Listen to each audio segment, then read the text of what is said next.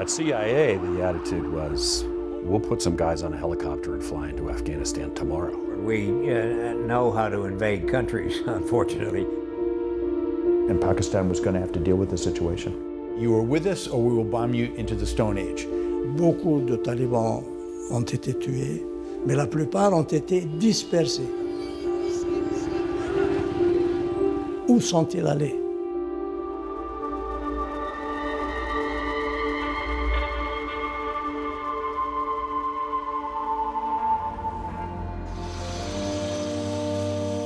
Les décombres sont encore fumants. Moins de 10 jours après les attentats du 11 septembre, Jacques Chirac est le premier chef d'État étranger à se rendre sur place. Une visite prévue de longue date et que le président américain a tenu à maintenir. Le message est clair, les États-Unis sont touchés, mais toujours debout. Chirac a d'entrée de jeu dit au président américain que nous étions prêts à lui apporter toute notre aide. Le président Chirac lui a dit il n'y a qu'une chose que vous ne pouvez pas me demander, ce sont des opérations homo, c'est-à-dire des assassinats ciblés. Le président Bush était très surpris, je dois dire. On n'a pas le sentiment que cette administration va utiliser cette horreur pour conduire des guerres de grande ampleur ou pour se lancer dans des aventures militaires. Mais clairement, je veux dire, quand on connaît le président Bush un peu, clairement, je veux dire, c'était une affaire que les Américains allaient régler eux-mêmes. C'est évident.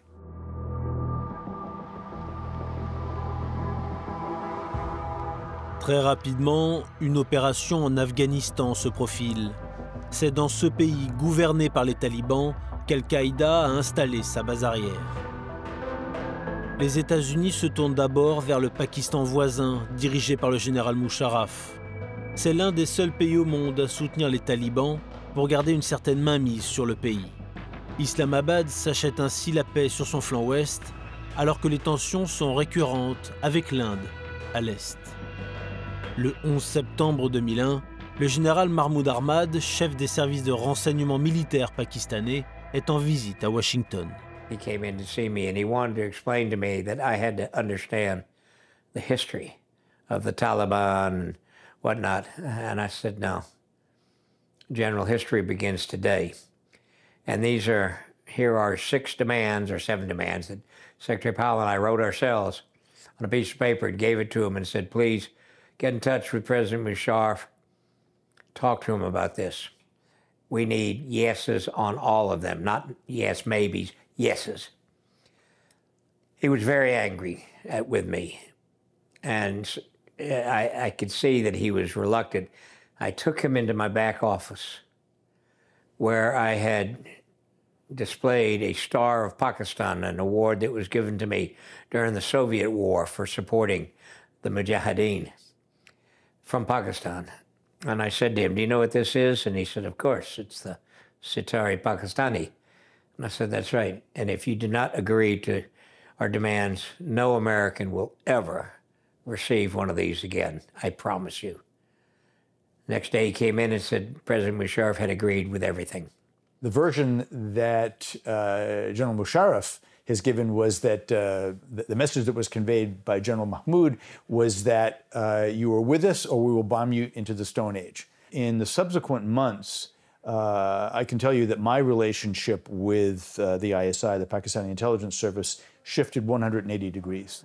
Anything that we wanted with regard to Al-Qaeda, they would give us, and we cooperated very, very closely. But those same rules did not apply to the Taliban. Les renseignements américains ont réussi à entrer en contact avec le Mollah Osmani, un adjoint du Mollah Omar, le fondateur des talibans. C'est Robert Grenier, le chef de station de la CIA dans la région, qui va à sa rencontre. L'espion veut le convaincre de lâcher Ben Laden. And he did something that I've never seen a Pashtun tribal leader do before. He took off his turban and he put it on the table beside him. And he seemed hopeless because he knew what a disaster was going to befall them if they went to war with the United States. And he said, tell me what I should do. So I said, look, we know that Mullah Omar can't, for many reasons, he can't break with bin Laden, but you can. you can do what Mullah Omar can't. It's up to you to save the movement. Nobody's saying that you should harm Mullah Omar, but you need to put him under house arrest. You need to immediately make a public statement saying what you're doing and why. You need to rally the rest of the Shura. And of course, we just went through the whole list, basically, how do you launch a coup? And he listened to me. He said, okay, I'll do it. And it was like a weight was lifted off his shoulders, and then he jumped in his vehicles and off they went back to Kandahar. So I was hoping against hope that his resolve would survive the trip to Kandahar, but I feared that it wouldn't, and in fact it did not. À défaut de convaincre les talibans d'abandonner Al-Qaïda, Washington s'apprête à les déloger du pouvoir par la force. Donald Rumsfeld, le secrétaire à la défense, met le Pentagone en branle pour préparer l'offensive. Mais les militaires affirment que le temps important de préparation pour s'engager dans un pays si lointain et compliqué ne permet pas d'agir aussi vite que le souhaite George W. Bush. Rumsfeld was furious with the Army for not being able to get major ground forces into Afghanistan on a timely basis. Kabul's ready to fall and we have nobody there. At CIA, the attitude was, we'll put some guys on a helicopter and fly into Afghanistan tomorrow. Like, let's go. We don't care. We don't need hundreds of guys. Let's go. And in fact, that's actually how the invasion started, as everybody knows now. Old Russian helicopter and about 8 CIA guys, and fly in with bags of money to talk to a bunch of tribal leaders that fortunately we had maintained contact with over the years. Mais lorsque les tribus locales opposées aux talibans voient débarquer les valises remplies de dollars de la CIA, puis les forces spéciales américaines, elles comprennent que Washington est bien décidé à aller jusqu'au bout. Les combats commencent avec l'appui aérien des États-Unis qui bombardent les positions talibanes. L'Alliance du Nord progresse rapidement. Le mouvement du célèbre commandant Massoud, tué 2 jours avant le 11 septembre, se sent même pousser des ailes et décide, sans le feu vert des Américains, d'entrer dans Kaboul, la capitale.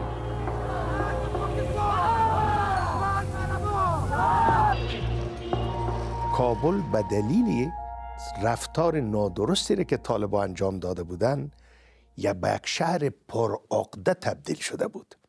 نکنه که اگر ما وارد نشیم در کابل قتل و قتال بیشتر شود، مردم به فکر انتقام گیری شوند، کابل خدای نخواسته مورد چور و چپاول قرار بگیره. دوم، اگر ما وارد به شهر کابل نشیم نکنه که طالبان دوباره بازگشت بکنن. The military operation, military and CIA operation that defeated the Taliban and took Kabul is probably the most brilliant American military operation since the Second World War. Done exactly right, in my opinion. Very few Americans. U.S. air power. Tribal allies. The Taliban is destroyed. The beginning was quite straightforward. We know how to invade countries, unfortunately. Les membres d'Al-Qaïda se terrent désormais dans les montagnes afghanes. La Maison-Blanche veut éviter un vide du pouvoir et que le pays ne sombre dans le chaos. Plusieurs États étrangers acceptent d'intervenir militairement en Afghanistan. Jacques Chirac notamment tient parole, mais lui et son Premier ministre Lionel Jospin restent très prudents.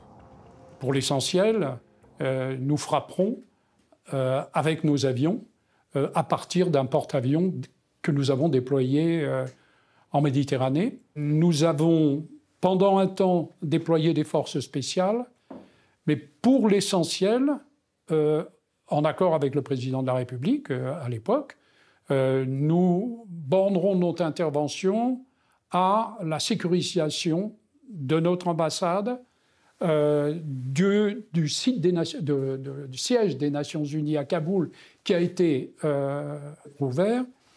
Au moins tant que je suis au gouvernement, jusqu'en 2002, donc, nous n'entrerons pas dans l'engrenage militaire afghan. Ce qu'il faut bien dire, c'est qu'un certain nombre de pays n'arrivaient pas là pour combattre. Vous avez des pays, et je pense notamment à l'Allemagne, c'était une des difficultés que nous avions avec eux, mais pas simplement l'Allemagne, qui avait des restrictions d'emploi. Soyons francs, en Afghanistan, les soldats de l'OTAN, ils font un peu de la figuration. Pour les Américains, il était important de montrer qu'ils n'étaient pas seuls, que ce n'était pas une invasion américaine, que c'était, voilà, qu'il y avait tout l'Occident civilisé était derrière les États-Unis. Certains profitent du calme après la chute des talibans pour s'engager à minima, mais c'est un calme précaire qui règne en Afghanistan. Like 2002, 2003, up to 2004, the situation was getting better. You could travel from here to any part of the country. There was no district under Taliban control. We, me, all of us, took our eye off of the ball. And some in the administration in the middle of 2002 started thinking about Iraq. And we put Afghanistan, frankly, on automatic pilot and turned our attention to Iraq and left Afghanistan just drift. Beaucoup de talibans ont été tués. Les autres, certains ont été arrêtés, mais la plupart ont été dispersés. La question que personne ne s'est posée sérieusement, où sont-ils allés? Où étaient-ils? Ils n'ont pas disparu. Oui, c'est ce que me disaient d'ailleurs les militaires. Ils me disaient, mais les talibans, que pour nous, nous partons le matin faire une patrouille. On voit des Afghans dans le champ qui nous font bonjour, etc., et qui nous font des signes amicaux. Ils disent, on revient le soir, les mêmes ont pris des fusils et nous tirent dessus. Quelle différence y a-t-il? Les talibans sont aussi des Afghans et ils se fondent complètement dans la population. Chaque année, la sécurité se dégrade un peu plus. Lorsqu'il arrive à la Maison-Blanche début 2009, Barack Obama hérite d'une situation particulièrement préoccupante. Après de nombreuses hésitations à s'engager dans un conflit dont il veut sortir, le nouveau président américain décide de frapper fort pour mettre un coup d'arrêt à l'insurrection. Barack Obama surged 30,000 troops into Afghanistan and said, 18 months from now, we're pulling them out. Okay, this is obviously a ridiculous thing to do. I mean, don't send them or send them and tell them to come home when they finish the job. En tout, plus de 100 000 soldats américains et plusieurs dizaines de milliers de soldats de l'OTAN sont désormais déployés dans le pays. Mais les talibans ne sont pas à 18 mois près. Ils continuent leurs nombreuses attaques contre les soldats étrangers. Ils le savent, ces troupes finiront par partir un jour, contrairement à eux. D'autant qu'à Washington, on réalise peu à peu que les Pakistanais disent aux Américains uniquement ce qu'ils ont envie d'entendre. Let me right away say that Pakistan has taken a considered decision to be a part of the coalition, to be with the United States, to fight terrorism in all its forms, wherever it exists. May we? Of course. They were playing a double game. They were doing enough to keep the Americans off their back and to get the assistance from America. At the same time, certain elements of Pakistan armed forces were supporting the Taliban. But if you look at it from their perspective, they were protecting themselves because they couldn't be sure what the future would bring. 100% cooperation definitely never came from Pakistan. And the Bush administration's error was to think that it will be a gradual process. They were happy with 30-40% cooperation in the beginning, then 50%. They never understood that as long as it's not 100%, then it will regenerate itself. Le problème, c'est que nous sommes des Occidentaux et j'aurais tendance à dire que justement notre vision, c'est la capitale, c'est la construction d'un État central et c'est un peu le modèle que nous connaissons et nous ne sommes pas capables de pousser un autre modèle. People say, why can't we win the war in Afghanistan? I say, you won the war in Afghanistan about 5 months into it, right? All your objectives were achieved. All of them. And then you came up with a brand new plan to turn Afghanistan into Switzerland in Central Asia. Mais l'administration Bush néglige la reconstruction, notamment économique, du pays. Elle n'y consacre au début du conflit que $52 par habitant, contre $814 au Kosovo, ou même $1390 en Bosnie, quelques années plus tôt. Si vous donnez à quelqu'un un fusil et vous vous lui dites qu'il travaille pour l'État, il ne peut pas nourrir ses enfants. À quoi vous vous attendez? Enfin, il est obligé presque d'utiliser son fusil pour nourrir ses gosses. Ça, c'est une très très grande question qui se pose dans énormément de pays du tiers-monde. C'est pas la peine de chercher midi à 14 heures.